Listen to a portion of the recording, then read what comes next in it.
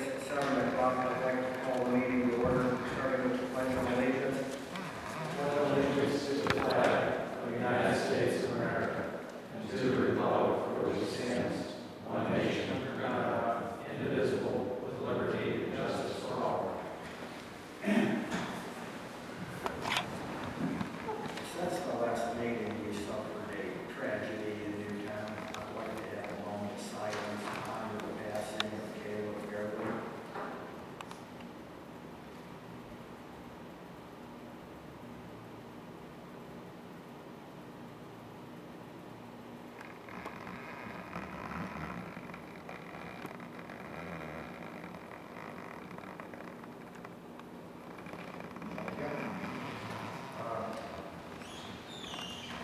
Some of these things are on my agenda because Terry Fairley is not present and the village engineer also could not be present.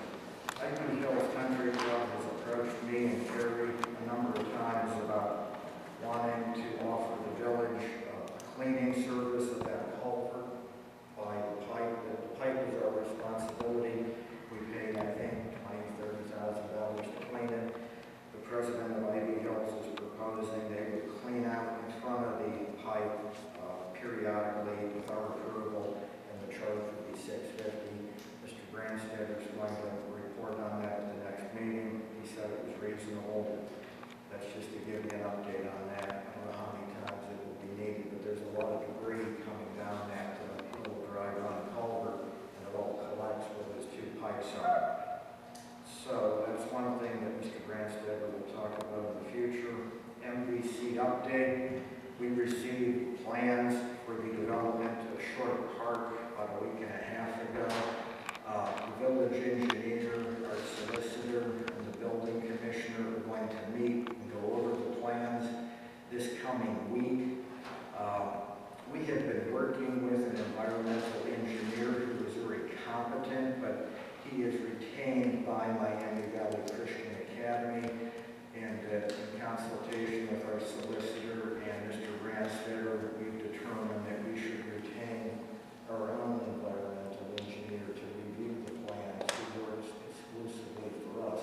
We have had the services of an environmental engineer who works for Newtown Phil, but again, I think we need our own expert advising on the plans that we have now. And I think that meeting is going to be later this week. Ms. Supinger, you want to add anything to the MVC update? You're kind of our point person on it at the moment.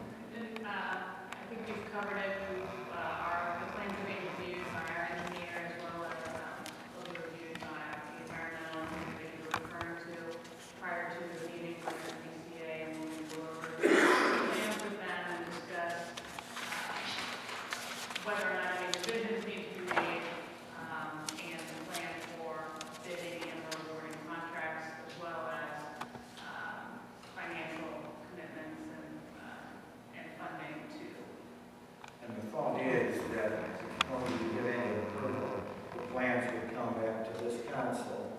Council will see what are the final plans, what the phase one is going to look like, and this council needs to make a decision on the level of funding that you want to see. Some of you have mentioned 75% cash equivalents, but at that point we'll make that determination, looking at the plans and determining how much money we want them to have in the bank, so to speak, or readily available to complete phase one of the project.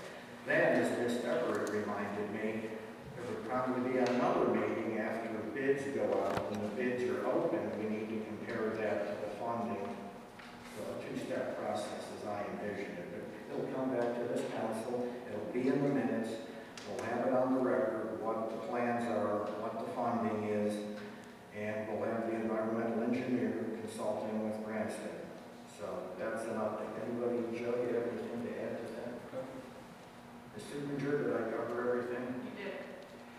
Okay, village administrator position, we received, I think, 5 resumes. The vice mayor, the chair of HR, and I are going to interview the qualified candidates. I would prefer we not do a public meeting. That's why just the 3 of us, the mayor, vice mayor, and HR, will try to narrow down the field. you will all have a chance to interview anybody we recommend. Maybe we can get this wrapped up for the next meeting. I think we budgeted 8 months, so we should be in good shape. We have some qualified candidates. With that, would anybody like to address council? Yes, sir. And live on my Bracken Road. Yeah, I've been having a problem with Short Park, so I just wanted to give you guys a little feedback here. I have a real problem with the town's allegiance with this, in my opinion, extremist religious group. I don't like the fact that we're turning over valuable village property to some church so that it can build their own private little thing. It's not what we voted for. What's going on right there in that park is not what we voted for. Total disregard for the people of the village, Newtown, and their public lands. That's what I'm referring to. The park is a mess. It's a complete mess. If they can't maintain the park and cut the grass, how can they do any of this fancy stuff and maintain it? So, okay, I got here the abuse and the neglect of Short Park and its infrastructure. And I have personal experience with this. It said if any resident neglected their property, as you guys have with Short Park, that resident would be treated with threatened with fines and legal actions, which has happened to me. I spent 10 days in the hospital, 3 in the ICU. I came home, the day after I got home, a police officer showed up the door and said, here's a citation to cut your grass. And then I go over here and I look at this mess like, okay, is it because they're just a church? I'm just a citizen? So that just irritates me. As it stands now, I got a copy of their, whatever it is, their agreement they got to sign when they show up and for their school. It's their allegiance pledge or whatever. That really bothers me too, because this is public land. And I don't care what, and from what I've seen so far, no reassurances that anybody give me would satisfy me at this point that they would not bring the religion into the park. So I've already contacted the ACLU. I've also contacted the Human Rights Campaign to help in regards to the affiliation with the park and the church. Hopefully nothing will ever have to be pursued on this. But if I have to, I'll go with direct legal action and social opposition if I have to, because this is not right. I mean, if they showed good faith by taking care of Short Park in the first place, then maybe we would feel this way. If I walked over there right now, it's all cut grass and gardens and everything the way it should be, okay, maybe they're acting in good faith. I voted for this stupid thing, because I read on that chart what they had this. Okay, they got the money, public access. I don't care what they do in their own school. But when you bring that into public lands, and I look at this park for the past year and a half, and I have friends of mine who I ride with, go up the bike trail, and every one of them has come up to me and said, Andy, what the hell is wrong with Newtown? And they live in Mariemont, Terrace Park, and Indian Hill. They can't believe it. It looks like shit. Look at the baseball field. What happened to the baseball field? I don't know. I'm going to find out.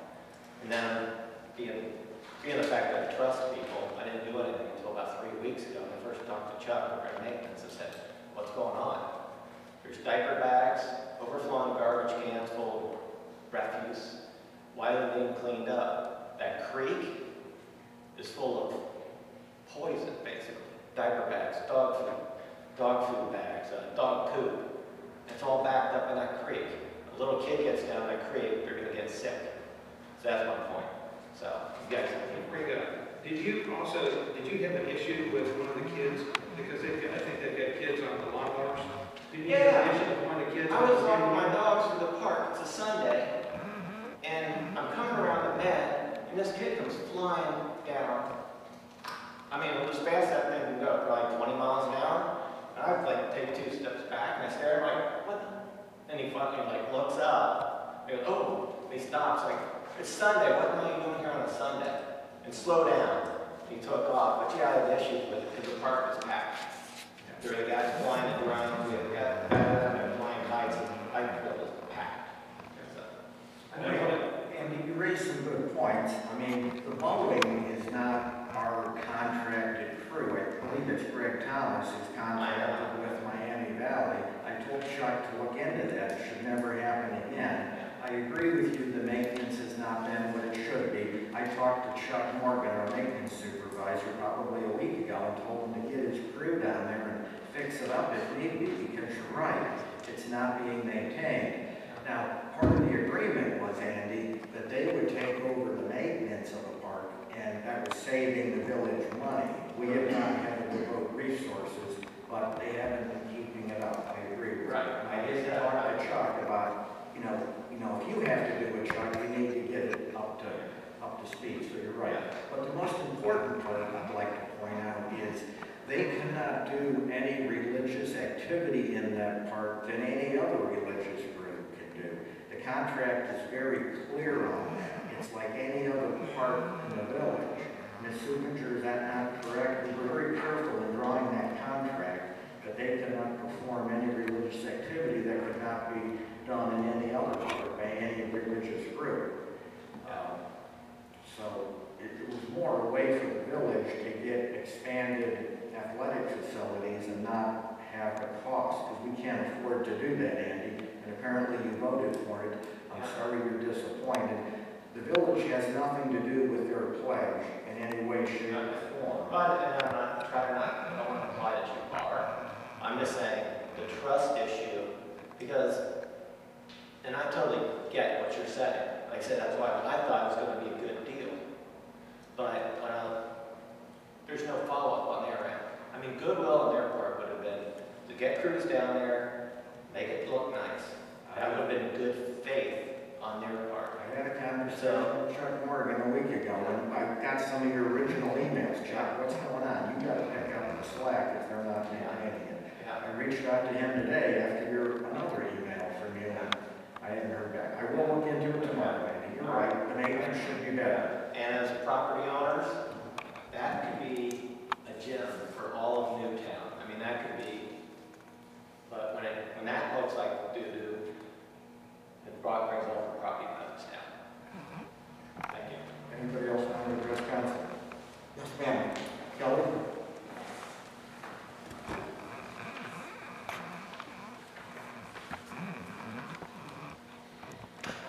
Okay, hi, I'm Kelly Carlaire, 3625 Church Street. Just a couple of things, so I'm kind of collecting my thoughts as I go on. Okay, the first one is we're still dealing with MBCA. So a couple of months ago, we discussed having an open meeting for the public, specifically because there has been such a lack of transparency. There's been so much misinformation. Like Andy just pointed out, what people thought was going to be happening back there is not what in fact is going to happen. So we talked about having a meeting, public meeting for the village of Newtown. Nothing's happened. So, when's the meeting? Who's going to work with me on this? So that we I will work with you on it, but let's see the plans and let's see where we're at. We really don't have much right now. Let's get through the planning stage. They're going to have a meeting this week, I think. We'll have more information. I said to Mr. Hicks, I'll make the village hall available. Council can come, but I'll be here and I'll try to answer your questions. Maybe I can have Bruce Branstad or Ben Branstad here. We'll have a public meeting. We're trying to be transparent with this, but our meetings are all recorded. As you know, we talk about this part in the public setting. We don't do it in private. So we'll present the plans at a future meeting, as I indicated. Once the plans get to the point where they're ready for approval, they have to meet stormwater issues. They have to meet a host of building issues that any construction project in Newtown would have to meet. Yes, they do. And so far, they haven't really done a whole lot of working towards that, have they? The other thing that I wanted to mention is also going off of what Andy was talking about. The fact is that, I mean, I've read the agreement that you guys wrote with MBCA. It is not clear that MBCA won't be able to practice discriminatory policies because, as I've said before, and I'll say again, it's very simple for a quorum of 5, which is what your governing board once the thing is built, consists of 2 members of MBCA, 3 members of council. I've seen how council functions, I know how things work. It's really simple for MBCA to hide the fact that they are doing something, doing something that is discriminating against a group that they don't feel comfortable working with. And, you know, if you guys don't catch it, if you don't see it happening, it's going to come back to bite us all. We're all going to get in trouble. I still think this is problematic. I think it's highly problematic. I think it needs to be clarified. I think whoever is sitting on the governing board for the Short Park project, whoever the 2 MBCA people are who sit with the 3 council member, need to sign something saying in very, very specific language that they